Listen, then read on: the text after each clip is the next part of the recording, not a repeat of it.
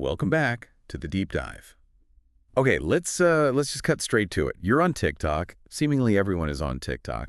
But how do you actually make your content, pop using just the device you've already got right there in your phone? Exactly. So today we're doing a deep dive into creating really high quality TikTok stuff without needing like a whole professional setup. Yeah, and that's the core idea behind our source material for this deep dive. We're looking at excerpts from phone filmmaking for TikTok success. And it really hammers home the point that the most important piece of gear, it isn't some fancy camera, it's knowing how to really leverage the smartphone that's already in your pocket. Right. And our mission today is basically to unlock those practical secrets, those key insights from these sources. Yeah. We want to give you a shortcut to understanding what makes certain TikToks really stand out and connect, even if you're, starting totally from scratch. And hey, speaking of boosting your profile and getting your stuff seen, a quick note, if you're looking for strategies and tools to help take your social media presence up a notch, you might want to check out rapidboost.net. They've got stuff designed to help with growth. Good point. Okay, so back to the source material, how we make our phones into these ultimate content creation machines. Let's unpack this. Absolutely. So the source kicks things off by just acknowledging TikTok's, well, undeniable power, right, as the platform for creative expression and potentially massive reach. But it immediately pushes back on that myth, that you need all this expensive equipment. Yeah. It argues success really hinges on understanding how to use your phone's capabilities effectively. Right. It's not about having the most expensive gadget. It's about knowing the playbook. Yeah. What actually makes a video, like must watch, versus one that just gets scrolled past? It's not random. Not at all. It's about applying specific techniques. So where do we start? Well, the first big secret the source really gets into is mastering your phone's camera settings, like truly understanding them. Think of your phone as both your main camera and your editing suite, all in one. Okay, this is where I think it gets really interesting because, honestly, most people barely touch their phone's camera settings. Right. On iPhones, there's that little arrow. You tap it, and suddenly all these options appear. And Android phones often have those pro nodes. Exactly. Just spending 10 minutes exploring those can unlock so much potential you didn't even know was there. So why does digging into settings matter so much specifically for TikTok? It comes down to compression. TikTok compresses your uploads, right? So if your original footage isn't sharp and clear to begin with, It's going to look worse after they process it. exactly, that compression just degrades it further.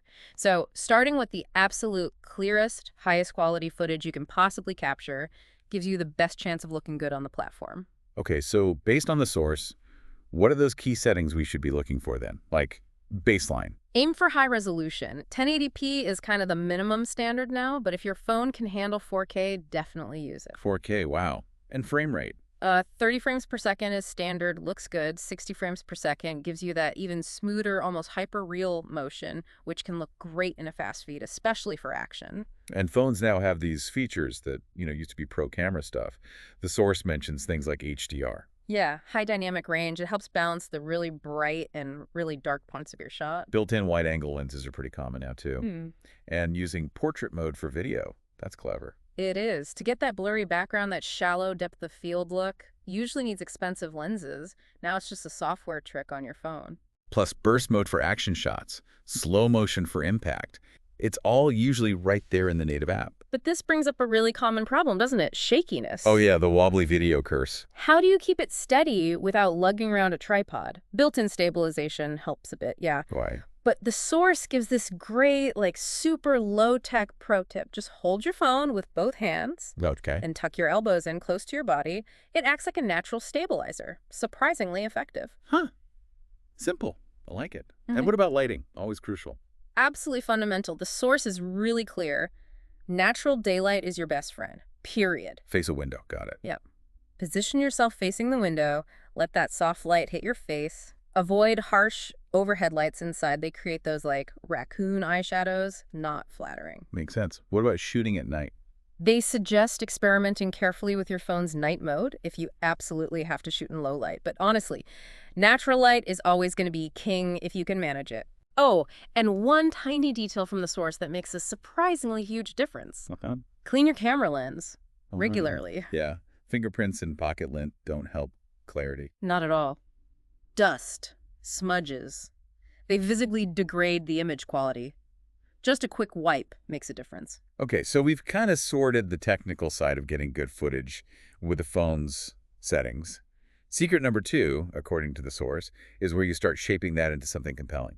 Storyboarding and scripting. Mm-hmm.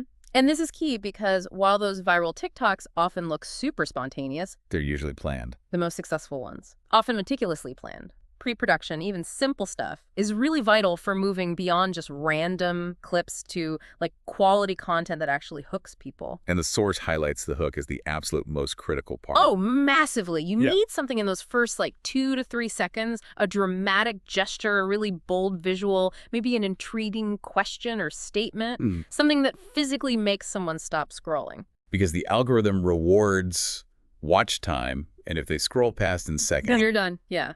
That hook is your first and maybe most important battle. So planning doesn't mean writing a feature film script, though. No, not at all. The source suggests even just jotting down a simple script or maybe just some bullet points. It helps keep your narrative tight, make sure your message actually lands clearly in that sweet TikTok format. Keep it concise. Exactly. And storyboarding. Forget needing to be an artist. Okay, good, because I'm not. Me neither. It's just quick, rough drawings, like stick figures. It just helps you visualize the sequence of your shots, where transitions might happen, where text could go, different camera angles. It's basically a visual plan. Saves time during filming and makes the final product clearer. And thinking visually when you're actually setting up the shot is huge, too, right? Like how you arrange things. Definitely. How are you arranging products if it's a product video? How can you maybe alternate camera positions or add simple props just to keep the energy up visually? The source mentions the rule of thirds, too, that old photography guideline. Yeah, the classic. Instead of sticking your subject dead center, imagine dividing your screen into 9 equal parts with 2 horizontal and 2 vertical lines. Place key elements along those lines or at their intersections. It just tends to look more dynamic, more visually appealing than centering everything. Interesting. Any examples of this planning working? Yeah, the source points to a fitness creator, Erin Marshall, at Erin Marfit. She apparently grew her audience quite a bit by taking her tutorials, which could be kind of dense information, Right. and scripting them into these really brisk, step-by-step segments.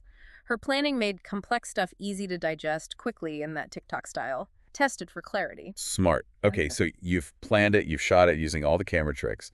Secret 3 is taking that raw footage and editing it like a pro. And the key here is doing it on your phone. Right, editing is that bridge, it takes your raw stuff and makes it viral ready. And you can start right in TikTok itself. Absolutely. Don't underestimate TikTok's built-in editor. It's actually pretty powerful for the basics. Trimming clips, doing jump cuts, layering text overlays, And the sounds. and crucially, accessing their massive sound library. Using trending sounds is a huge part of discoverability on TikTok. It's not just music, it's how people find related content. But what if you want more? Yeah. More control, more effects. Ah, okay, yeah. This is where the source gets really exciting. It highlights these incredibly powerful and free mobile editing apps. Think CapCut, InShot, VN Video Editor. I've heard of CapCut. It seems like everyone uses it. It's dominant for a reason. What's wild is the level of professional stuff these free apps give you now. Seamless transitions, advanced color grading and filter, sticking little animated stickers on things, dynamic motion text, even green screen effects. Green screen on your phone. For free. Yeah, stuff that used to need expensive desktop software. It's nuts. Okay, but with all these tools, there's a danger of overdoing it, right? Yeah. Like too many transitions, too many effects. Oh, absolutely. The key the source emphasizes is keeping your edit dynamic enough to hold attention, but not distracting.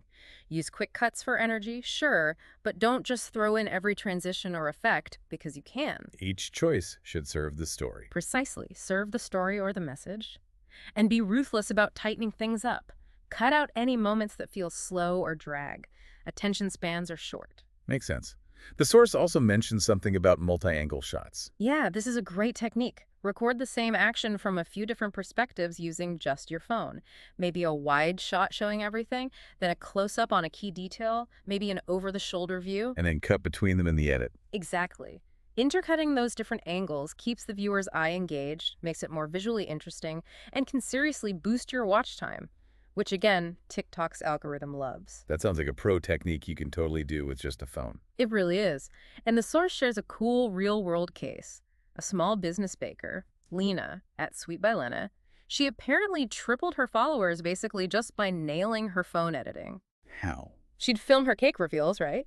And then in CapCut, on just a regular mid-range Android phone, she'd use snappy cuts timed to music, add some soft background music, maybe a touch of subtle slow motion at the key moment. Ah, enhancing the reveal. Exactly. It just elevated the whole presentation. Proves it's the technique, not necessarily the high-end hardware. Okay, that's powerful. So planning, shooting, editing. What's next? Sound. Yes. Secret 4 is all about captivating with audio, because video impact on TikTok is just as much about sound as it is visuals, maybe even more sometimes. And number one on the list has to be those trending sounds again, right? Huge for discoverability, like we said. You have to spend time scrolling your For You page, just listening, see what sounds keep popping up. But it's not just about grabbing any popular sound. Critically, no. The source stresses making sure the audio actually aligns with the mood and the message of your video. Don't force a trending sound if it feels completely wrong. It has to make sense contextually. Right.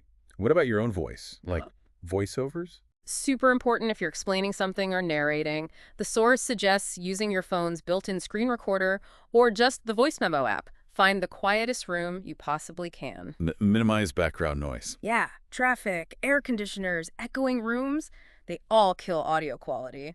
They even mention a funny DIY trick, recording under a blanket. Seriously? Like a little fort? Yeah, creates a sort of mini makeshift sound booth to dampen echo and outside noise, whatever works. That's dedication. What about sound effects? Don't overlook them. A well-placed pop or swoosh or ding can add punch, emphasize a point, or just add a bit of fun.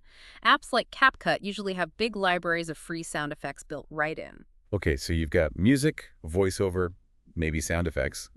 How do you make sure it all sounds good together? Balancing the audio levels is crucial. You have to preview your video before you publish, listen carefully. Does the background music totally drown out your voiceover? Are important sound cues audible? Can you adjust that on the phone? Yeah, TikTok itself and most of those editing apps like InShot have basic mixing tools. You can adjust the volume levels of different audio tracks independently. It's essential. Good tip. Any gear upgrades recommended for audio? The source does mention one thing as a worthwhile, but still cheap, investment if you do a lot of narration. A simple clip-on lavalier microphone. Like the little ones reporters use. Exactly. You can find decent ones online for under like $25. They plug right into your phone's headphone jack or charging port. You might need an adapter. It makes a dramatic difference in voice clarity compared to the phone's built-in mic. Much cleaner sound. Okay, worth considering if voice is key to your content. So we've nailed filming, planning, editing, audio. Secret 5 gets into making the content visually appealing right off the bat in the feed. Designing standout visuals. Yeah, because first impressions are everything. Millions of videos uploaded daily, yours needs to grab the eye instantly. But that starts even before someone watches, right? With the thumbnail. Right, what TikTok calls the cover. Before you upload, you can scroll through your video and manually choose a specific frame to be the cover image. So choose wisely. Definitely. The source stresses picking a really eye-catching frame, something that teases the content. Maybe your most expressive facial expression from the video, a shot with bright colors, or the most visually interesting part. Make it intriguing.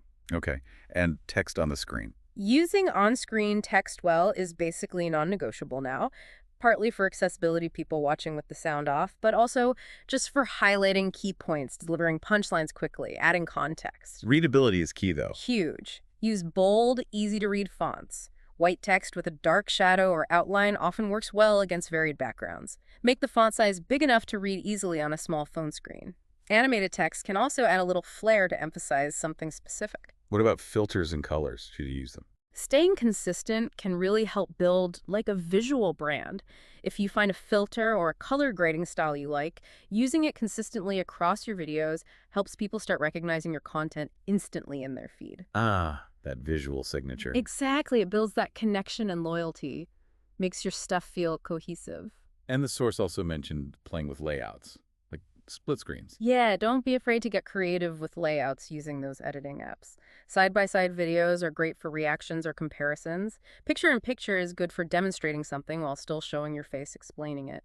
Green screen effects, like we mentioned, open up tons of possibilities for explainers or putting yourself in different backgrounds. Just adds visual dynamism. Keep things interesting. Totally. The source uses a travel creator, Amanda Lee. at Amanda Loves Places, as an example here.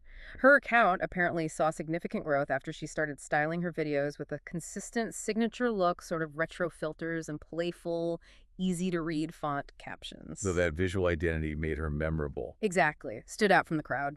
Okay, this is great. We've covered making the video itself look and sound amazing. Yeah. But the final secret, number 6, is about what happens after you hit post, right? Maximizing engagement and reach using TikTok's own ecosystem. Right. It's not just about making a great video in isolation. It's how you roll it out and how you interact on the platform. And this is where using TikTok's features comes in big time. Hashtags, challenges. They're your gateways to reaching broader audiences beyond just your existing followers. The source recommends a mix. Use some narrow niche tags relevant to your specific topic, like, say, hashtag Portland Foodie if you're local. It's specific. Yeah, but also mixes some broader high-traffic tags like hashtag TikTok recipes or whatever fits your general category. Cover both bases. And timing your posts. Does that really matter? It can, yeah. If you have a TikTok Pro account, which is free to switch to Uter, you get access to analytics. Check those. See when your specific audience is most active on the platform. So it's not one size fits all. Not necessarily, though generally speaking, evenings or early weekends often tend to be peak times for many creators. But definitely check your own data if you can. Okay. And engaging in the comments seems obvious, but how important is it? Non-negotiable, according to the source. You need to be active there. Reply to comments quickly if possible. Pin top comments that add value or ask really good questions. And proactively ask questions in your video captions or right at the end of your video to encourage people to comment. Because the algorithm sees that interaction. Exactly. Engagement signals to TikTok that people are interested in your content, which can help boost its visibility. What about working with other creators? Also powerful. Use TikTok's built-in collaboration features like Stitch or Duet. Stitch lets you add your video after someone else's. Yeah, and Duet puts your video side by side with theirs, often for reactions or adding commentary. Doing this allows you to interact directly with other people's popular content, potentially multiplying your reach and introducing your profile to their audience, especially if they're in a similar niche. Smart way to cross-promote. For sure. The source points to a fitness coach, Tom, at TomFitQuick. He apparently saw significant growth, not just from posting his own workouts, but by strategically duetting trending workout challenges and, crucially, being really consistent about replying to comments quickly on his videos. He built a community that way. Engagement really pays off. Okay, so that's a lot of great secrets. How do we actually, put this all into practice starting now? Yeah, the source wraps up with a really good, actionable summary plan, kind of like a checklist. Okay, let's hear it. First, take a few minutes. Audit your phone's camera settings. Find those resolution and frame rate options. Record a quick test video at the highest quality settings you found. Just see how it looks. Step 1, know your tools. Exactly. Step 2, before you film your next TikTok, actually script it out, or at least jot down bullet points. Plan that crucial hook, your main points, and maybe even rough storyboard your angles. Think it through first. Plan first, shoot second. Got it. Step 3. When you do shoot, remember natural light if possible, and try to capture multiple takes or angles like we discussed, wide, close, different perspectives. Gives you options later. More footage is better than less. Usually, yeah. Step 4. Get into editing on your phone.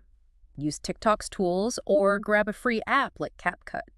Be ruthless, cut out all the filler, add your captions for clarity. Maybe experiment with 1 or 2 effects that genuinely enhance the story. Okay, edit tight. Step 5. Layer in your audio. Find that trending sound that fits, record your voiceover clearly, add a sound effect maybe, balance those levels. Time check. Step 6. Before you hit publish, consciously choose that compelling cover image. Add a clear, attention-grabbing title right on the screen if it helps. Optimize the thumbnail. Step 7. Do a little hashtag research, mix those broad and narrow tags, and try to schedule your upload for when your audience is likely online. Toast and smart. And finally, Step 8. After you post, commit to jumping into the comments. Respond to people. Engage.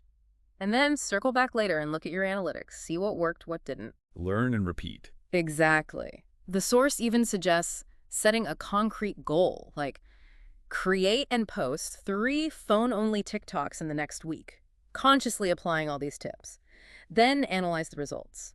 That hands-on practice is where the real learning happens. Okay, so pulling it all together, what's the big picture here, the main takeaway from this deep dive? It's actually really empowering, I think. The source material makes it crystal clear. creating high-quality, super engaging TikToks using just your phone.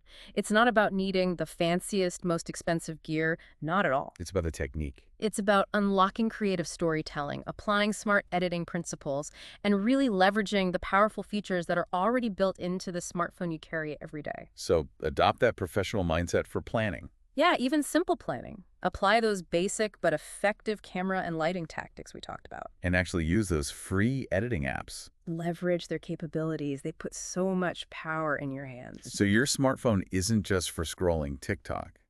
It's your content lab. It's your production studio. It's your launchpad. Whether your goal is viral fame, or building a personal brand, or driving visibility for a business, applying these techniques using just your phone can seriously elevate your content game on TikTok. The power is literally right there in your hand. It really is. Right. So maybe the message is, grab your phone, give that lens a wipe, hit record, and just start experimenting. Your next viral hit or just your next really great piece of content might be just one post away. Couldn't agree more. Okay, before we wrap up, here's a final provocative thought for you to consider. Building on everything we've discussed today, given how much TikTok seems to reward iteration, learning from analytics, and responding to audience feedback things highlighted in that action plan, and the engagement secrets, how can you build a more consistent system or maybe a routine into your own content creation process?